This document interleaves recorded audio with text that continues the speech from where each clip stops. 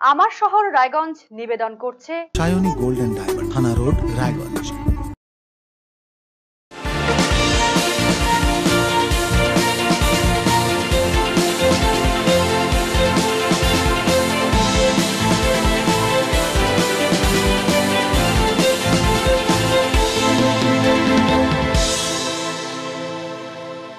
নমস্কার, দেখছেন আজ টিভি সংবাদ আমার শহর রায়গঞ্জ নিয়ে আপনাদের সাথে আমি হিমাংশু।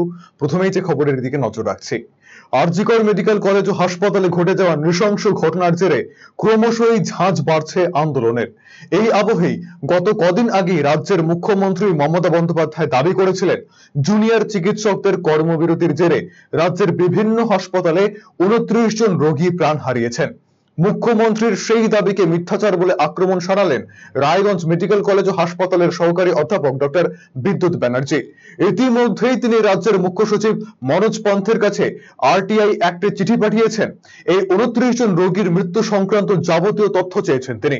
বুধবার সংবাদ মাধ্যমের মুখোমুখি হয়ে ডক্টর বিদ্যুৎ ব্যানার্জি জানিয়েছেন যে 29 জন রোগীর মৃত্যুর কথা বলা হচ্ছে, সেই মৃত্যু নিয়ে কোনো তদন্ত হয়েছে কিনা, তদন্ত হয়ে থাকলে তার ডিটেইলস কি রয়েছে, সমস্ত কিছু জানতে চেয়েছেন তিনি। সরকারের তরফে যে মিথ্যাচার করা হচ্ছে তার পেছনে রাজনৈতিক অভিসন্ধি রয়েছে বলে অভিযোগ তার। নির্ধারিত সময়ের মধ্যে প্রশ্নের উত্তর না এলে তিনি আদালতে যাবেন বলেও জানিয়েছেন। যেটা হচ্ছে যে আমাদের মাননীয় মুখ্যমন্ত্রী কদিন আগে যেটা বলেছেন, এবং এটা সরকারিভাবেই বলেছেন যে 29 জন রোগী বিনা চিকিৎসায় মারা গেছে, এবং যেটা হচ্ছে সমস্ত হাসপাতাল চলছে, সেখানে চিকিৎসা চলছে, সেখানে 29 জন রোগী বিনা চিকিৎসায় মারা যাওয়া, এটা আমার কাছে সম্পূর্ণরূপে মিথ্যাচার মনে হয়েছে। এবং একটা সর্বোচ্চ প্রশাসনিক পদে থেকে এরকম মিথ্যা কথা বলা সেটা অনুচিত। তো সেই জন্যই হচ্ছে যে রাইট টু ইনফরমেশন এর জায়গা থেকে রাইট টু ইনফরমেশন অ্যাক্ট আমি জানতে চেয়েছি যে রোগী মৃত্যু নিয়ে কোনো তদন্ত হয়েছে কিনা, তদন্ত হলে তার ডিটেলসটা কি, তো কারা ঠিক করলো বিনা চিকিৎসায় মারা গেছে, বা যে হাসপাতালে বিনা চিকিৎসায় মারা গেছে সেই ডাক্তারবাবু বা আধিকারিক তাদের বিরুদ্ধে সরকার কোনো পদক্ষেপ নিয়েছে কিনা, আমি এগুলো জানতে চেয়েছি। সম্পূর্ণরূপে এটা মিথ্যা, এবং সেটা পিছনে সবার কাছে পরিষ্কার, এটা পলিটিক্যাল কারণ আছে, যেখানে হচ্ছে একটা অ্যাডমিনিস্ট্রেটিভ চেয়ার, সর্বোচ্চ পদে বসে পলিটিক্যাল কারণে চেয়ারটাকে মিসইউজ করা হচ্ছে, এটা আমাদের মনে হয়েছে। এবং এই উত্তরটা চলে এলে এটা প্রমাণ হয়ে যাবে যে কে সত্য বলছে আর কে মিথ্যা বলছে। আরজিকর মেডিকেল কলেজ ও হাসপাতালে পৈশাচিক ঘটনার প্রতিবাদে রায়গঞ্জে পথসভা করল উত্তর দিনাজপুর জেলা কংগ্রেস। বুধবার সন্ধ্যায় রায়গঞ্জ শহরের ঘড়ি মোড়ে এই পথসভা করা হয়, যেখানে নেতৃত্ব দেন জেলা কংগ্রেসের সভাপতি মোহিত সেনগুপ্ত। আরজিকরের ঘটনার প্রতিবাদে সোচ্চার হন কংগ্রেস নেতৃত্ব।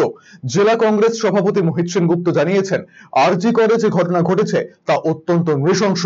ঘটনার পর তথ্য প্রমাণ লোপাট করা হয়েছে, সিবিআই তথ্য প্রমাণ খুঁজে পাচ্ছে না। সুবিচারের দাবিতে জেগে উঠেছে বিশ্ববাসী।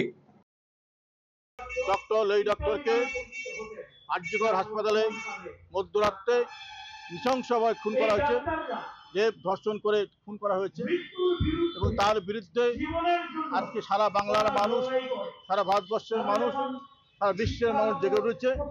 আমি এই ধরনের আন্দোলন আমার রাজনৈতিক জীবনে দেখিনি, যাতে সবাই বাড়ি থেকে বের হয়ে আসছে, প্রতিবাদ চাচ্ছে, বিচার চাচ্ছে। বিচার করছে না সরকার, এবং তথ্য গোপন লোপাট করছে, তথ্য গোপন করছেন, এবং সিবিআই দায়িত্ব দিয়েছে হাইকোর্ট, সিবিআই তথ্য খুঁজে পাচ্ছে না, লোপাট করেছে। তার প্রতিবাদে আমাদের পশ্চিমবাংলার মানুষ, সর্বস্তরের মানুষ, সর্বদলীয় মানুষ সবাই এক হয়েছে। বাংলার মানুষ, ভারতবর্ষের মানুষ বলছে বিচার চাই, বিচার করতে হবে। এত পৈশাচিক নারকীয় ঘটনা ইতিহাসে হয়নি, যার প্রতিবাদ সোচ্চার হয়েছে বাংলার মানুষ, বিশেষ করে এর একটা ভিত চায়। সেই জন্য আমরা 9 তারিখের পরে 14 তারিখে সারা জেলা জুড়ে জাতীয় জেলা কংগ্রেস থেকে আমরা আন্দোলন করেছিলাম। তারপরে বিভিন্ন গণসংগঠনের মাধ্যমে আমরা আন্দোলন করেছি, এর বিচার চাইছি। আজকে আমরা ঘড়ি মোড়ে বৃহত্তম মঞ্চে আমরা প্রতিবাদ সভা, বিক্ষোভ সভা করছি, তারই জন্য আজকে আমরা এখানে জমায়েত হয়েছি। লক্ষ্য শিশু কন্যাদের সুরক্ষা, যাকে সামনে রেখে পিসি এবং পিএনডিটি অ্যাক্ট এবং নিয়মাবলী নিয়ে অনুষ্ঠিত হলো বিশেষ কর্মশালা। উত্তর দিনাজপুর স্বাস্থ্য দফতরের উদ্যোগে সেভ গার্ল চাইল্ড বার্তাকে সামনে রেখে ওয়ার্কশপ অনুষ্ঠিত হলো রায়গঞ্জের কর্ণজোড়ায় অবস্থিত জেলা পরিষদের রবীন্দ্র সভাকক্ষে। উপস্থিত ছিলেন জেলা স্বাস্থ্য আধিকারিক পূরণ কুমার শর্মা, জেলা পরিষদের সভাধিপতি পম্পা পাল, এডিএম হাসিন জেহরা রিজভী এবং রায়গঞ্জ পৌরসভার পুর প্রশাসক সন্দীপ বিশ্বাস সহ অন্যান্যরা। প্রশাসন, এনজিও, সিডিপিও, এসআই, স্বাস্থ্য দফতর, পুলিশ সকলকে নিয়ে এই সেন্সিটাইজেশন ওয়ার্কশপ করা হলো। সকলের মধ্যে সচেতনতা ছড়িয়ে দেওয়া হয়। আমাদের হচ্ছে pre conception prenatal diagnostic techniques যে অ্যাক্ট, মূলত এই অ্যাক্টের আন্ডারে আওতার মধ্যে ইউএসজি ক্লিনিক বা সিটি স্ক্যান মেশিনের লাইসেন্সিংয়ের ব্যাপার থাকে।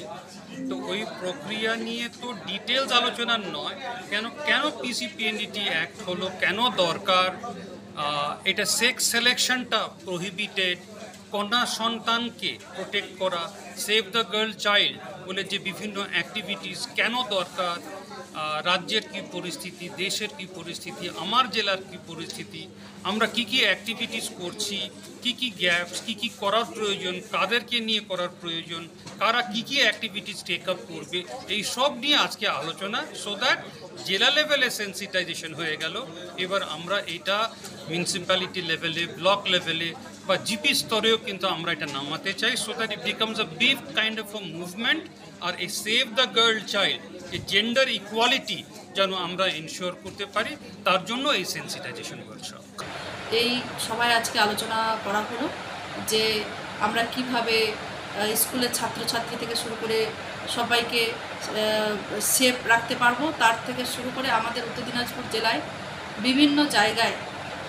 বিভিন্ন জায়গায় কিন্তু কক ডাক্তার রয়েছে। তারা অনেক কন্যা সন্তান রয়েছে, 18 বছরের আগে তারা বিয়ে করে তারা কিন্তু প্রেগনেন্ট হয়ে যাচ্ছে। সেই কক ডাক্তারগুলো দিয়ে তারা কিন্তু ডেলিভারি করাচ্ছে। তো আমাদেরকে সিএমও সাহেবও বলেছেন যে আমাদেরকে যতগুলো বিএমএইচ রয়েছে, আমাদের প্রধান, উপপ্রধান, আমাদের গ্রাম পঞ্চায়েতের মেম্বার, বিডিও সাহেব, সমস্ত স্তরে এই আমাদের জেলা স্তরের মিটিংটা হলো, আমাদের ব্লক স্তরের মিটিংটা করার পরে আমরা তদন্ত সাপেক্ষ, কারণ এই যে অবৈধ কাজগুলো চলছে সেগুলো প্রথমে বন্ধ করতে হবে, না হলে হচ্ছে মাতৃমৃত্যু এবং শিশু মৃত্যুর হার কিন্তু বাড়তে থাকবে। তার জন্য আমাদেরকে এটা কিন্তু বন্ধ করতে হবে ইমিডিয়েটলি ভাবে। জেলায় কর্মরত সাংবাদিকদের জন্য আবাসন প্রকল্প চালু করেছে পশ্চিমবঙ্গ সরকার, যেখানে মাত্র 1 টাকার বিনিময়ে 99 বছরের জন্য জমির লিজ দেওয়া হবে।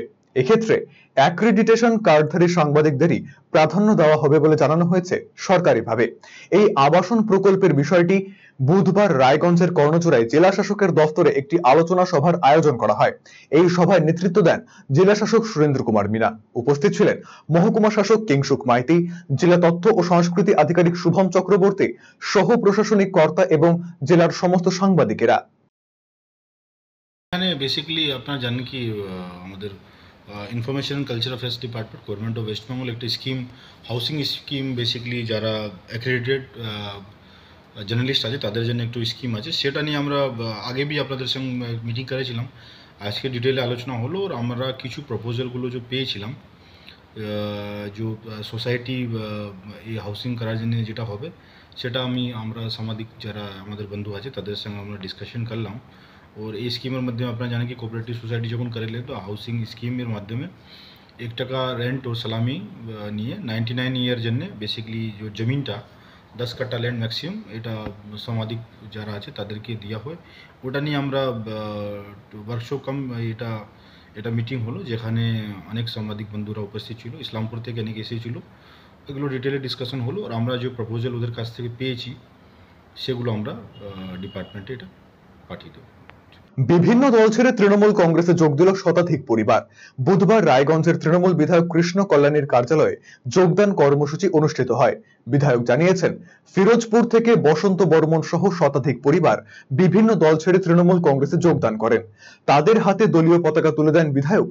এই যোগদানের জেরে ওই এলাকায় তৃণমূলের সাংগঠনিক শক্তি বৃদ্ধি হলো বলেই মত বিধায়ক কৃষ্ণ কল্যাণীর।